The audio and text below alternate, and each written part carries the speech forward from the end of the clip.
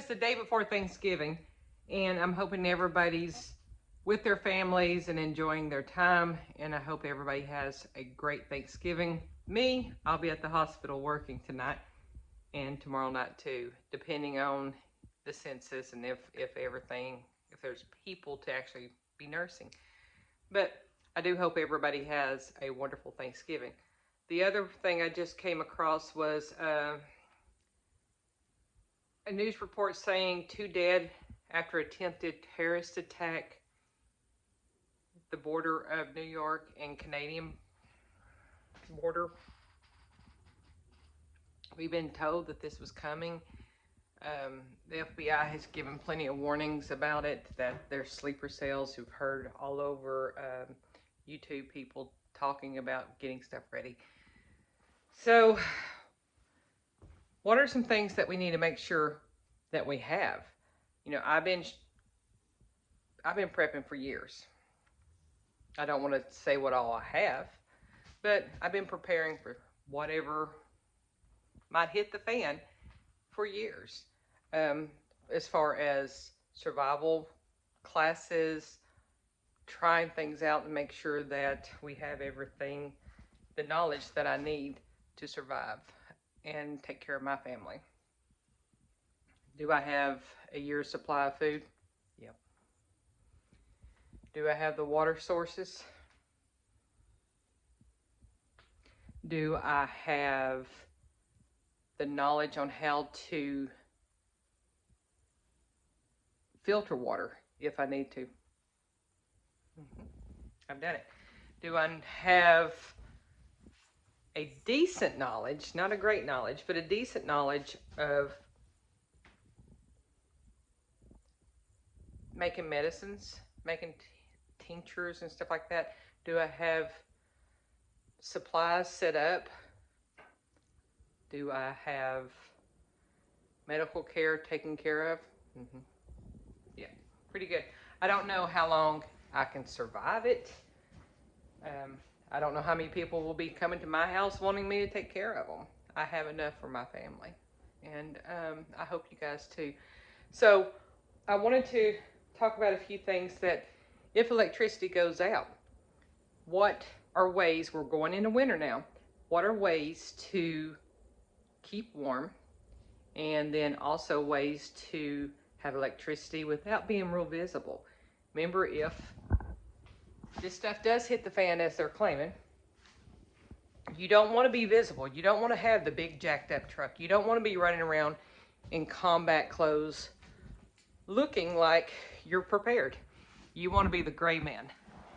If you have to go out in public, you don't want to be noticed. You just want to slide through and look like everybody else, get what you need, and get out. So, how do you keep your house warm? Let's talk about that. One thing I did insist on, and you can see I've got even some started twigs over there, a fireplace. Now, a fireplace, you can hear, is not the best thing for heating a house because you lose so much out the top. And if you do have a fire, you will be visible. But I'm out in the country, so I don't have to worry about that. Nobody's going to really necessarily see me unless they're out for no good anyway. So as long as I have a fireplace, I can stay warm, I can cook, I can heat water, I can do anything I need to do to prep right there in that fireplace. The other thing we did do is we have the furnace, but it burns so much gas and propane, and we're on propane. So we have a 250-gallon propane tank in the backyard that is completely full. I filled it up this summer so it would get me through the winter. And at summertime, it is the cheapest prices. We bought one of these little gas stoves, and we use this to heat the house. I have a fan to the side over here to, when it does get too warm, to help circulate the air. But in a situation where the electricity's out and we don't have that ability, then that's what I have. And you can buy some that have the fans in them, but if electricity goes down, you still got a problem. Another thing you can do when the electricity out and it's cold is pull your shades or pull your your curtains and open your mini blinds. Now the sun is not shining here today. It is cloudy. So if the sun's shining, you can open this up and then shine the sun down on the floor so it does heat up the floor. And that will actually heat up the room. There's always buddy heaters and things like that, but you have to be careful of carbon monoxide and stuff when you're using those. We do have a buddy heater. It's in our camping supplies. We also, if push comes to shove, we have the camper. We can get in our camper and we can turn a heat on there in a smaller section to stay warmer.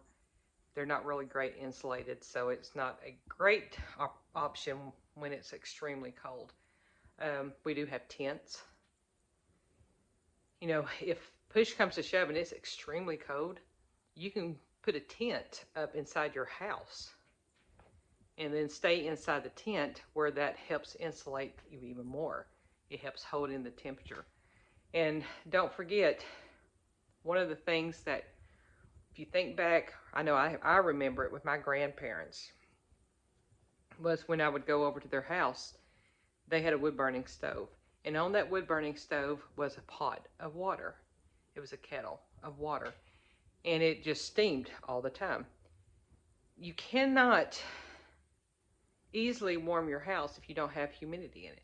The easiest way to move that heat around is boil some water in some way, form, or fashion, get it in the house, get it moving, and get the water into the air, to the atmosphere. The humidity raising it up helps carry the heat, and your house automatically, instantly feels warmer. Think about when your mom's cooking in the kitchen. If she's boiling potatoes on the stove, it is warmer. So you can always add humidity into your house. That's another way to keep your house feeling warm and keeping your electric bill down too. Another way of lighting your house is, I have solar lights. We done away with our big night light in the yard, I don't know, a couple years ago. And there are solar lights, big floodlight, motion sensor solar lights all over my property. If you come on my property, I'm going to know because the lights are going to come on. So if push comes to shove and we lose the grid, no electricity, those solar lights are out there. I can always bring one in and use it, have it set up in the house, and then if we get up in the middle of the night, the lights kick on so we can see our way around. We go back to bed, they shut off, and then in the morning put it back outside. Now, I'm not saying I want to take all my solar lights out and off the property, because if somebody is coming up here and it is a situation where we need it for security, then we're definitely going to use that. But if the candles are gone, I will use those. Make sure you have ways to cook outside. If you don't know how to make a rocket stove, figure it out. Go online. It's very easy. There are people that make them out of tin cans. The whole thing about being able to cook outside is have a source for air at the bottom, and then build your fire, and then have some kind of chimney for you to cook on top. Real easy, real simple. You can also dig a hole in the ground and have a hole here with where you're going to cook at and where the fire is at the bottom of it, with a tunnel that goes off to the side, and then it's pulling air from there from the bottom. Just get educated, because there's so much that's going to happen, that's possibly going to happen, and you need to be prepared. Get your stuff ready. You know, the food, I've been talking about food for a long time, making your stuff food shelf stable. But I haven't talked about survival stuff. And Richard and I were talking the other day, and he said, "Oh, you've never done survival stuff." I was like, "Really? You have no idea." I said, "Before you came along, you know, I had the kids out building forts in the forest, shelters. You know, you just didn't know that." Make sure for whatever your area is, that you have what you need. Make sure you have duct tape and bisqueen, plastic, tarps, whatever you need. If something happens, that you can cover up a window, a roof, whatever, to protect yourself in this situation. And I'm not even going to talk about ammo or security situations that you need. Everybody feels differently about that. I'm from the South in Arkansas, and guns is a part of the way life is here. You know, if you don't know how to shoot, then you need to learn. You know, gun safety is the most important thing that I can say about that. People will holler, oh, well, you know, guns kill. Hell no, guns don't kill. The people that were holding the gun kills.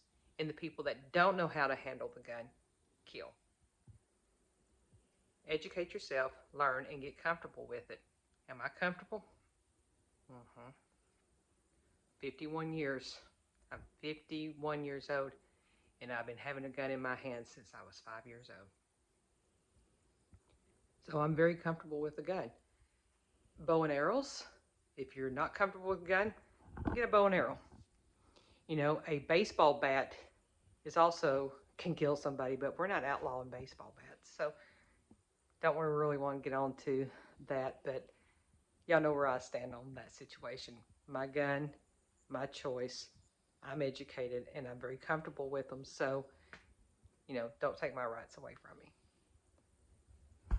My best advice to you right now is get educated, buy books, so that if something happens, you can look it up real quick, because the internet will be down. You won't be able to pull that up, so you need a hard copy of what you're going to need to survive this. Have your books, and God forbid, get you a Bible, because you need to have that on hand, because this is going to get rough. So just educate yourself, guys. You know, they can't take that away from you. If you put it in your brain and you store it and you know it and you learn it, they can't take that away from you. Just get your knowledge. They can come in here and they can take every bit of damn food I got in here if somebody comes in with a bigger gun than I've got. But you know what? I know how to survive on the land out here. I can take me a slingshot and kill me a squirrel if that's what I need to do. I know how to gut it. I know how to clean it. I know how to build a fire. I can cook it. One other thing, if you're needing to cook, especially outside, you gotta get some cast iron. You know, these little Teflon pots and pans, they're good and great. But in a situation where it's gonna get rough, get you a cast iron Dutch pot. Get plenty of cast iron skillets. Make sure they're seasoned. Just learn, guys. It's that simple. Educate yourself, be ready, and don't be stupid when stuff comes around. Thanks for watching. Have a great day. I hope I am worrying about nothing, and I hope Thanksgiving goes along with no problem at all, and that you have a great time with your family. But have a plan, educate yourself, and be ready just in case whatever comes around. Take care.